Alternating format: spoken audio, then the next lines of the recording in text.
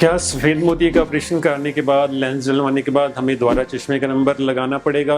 Hello, I am doctor Harpreet, cataract and refractive surgeon, और आज मैं बताऊंगा आपको कि वेदर सफ़ेद मोती के ऑपरेशन के बाद चश्मा लगाने की ज़रूरत पड़ती है या नहीं पड़ती है। तो ये डिपेंड करता है कि आप लेंस कौन सा चूज़ करते हैं। नॉर्मली पेशेंट को ये नहीं पता होता कि ऐसा लेंस सेलेक्ट कर सकते हैं कि चश्मे का नंबर उतर जाए। कुछ पेशेंट्स जो हैं उनको ऑप्शन कई बार नहीं दी जाती, या वो फाइनेंशियली वीक होने के कारण ऐसे लेंस नहीं चूज़ कर पाते। इसमें दो टाइप के लेंस आते हैं। एक तो होता है कि सिर्फ दूर के लिए काम करते हैं, और पास के लिए आपको चश्मे का नंबर लगाना पड़ता है 3 नंबर, 2.5 या 3 नंबर।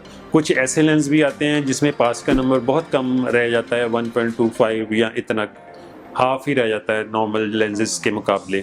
कुछ ऐसे लेंसेज आते हैं जिसमें पास का नंबर ऑलमोस्ट ख़त्म हो जाता है, दूर भी दिखता है, बीच वाली दूरियां भी दिखती हैं और पास की दूरी पे भी दिखता है।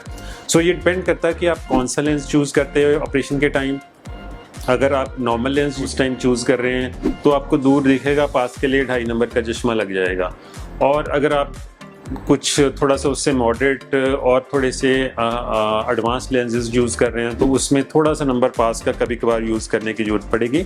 और अगर आप बिल्कुल ही दूर और पास और इंटरमीडिएट डिस्टेंसेज वाले मल्टीफोकल लेंस यूज़ कर रहे हैं, ऑपरेशन के टाइम चूज़ कर रहे हैं, तो फिर आपको चश्मे की ज़रूरत जो है बहुत ही कम, बहुत रेयरली ज़रूरत पड़ेगी। ऐसा है कि डिपेंडेंस अपॉन ग्लासेस जो है वो आपकी चॉइस के अकॉर्डिंगली कम होती जाती है। जितना आप हायर कैटेगरी वाला लेंस चूज़ करोगे उतना ही आपका जो चश्मे का नंबर वो है बचने के चांस बहुत कम हो जाते हैं। सो ये जो क्वेश्चन है कि वेदर लेंस डालने के बाद भी मेरा नंबर बच गया या क्यों आ गया, तो उसमें ये है कि आप जब लेंस चूज़ करते हैं तो उस टाइम ध्यान रखें कि आपका सारी उम्र वो लेंस ने काम करना है।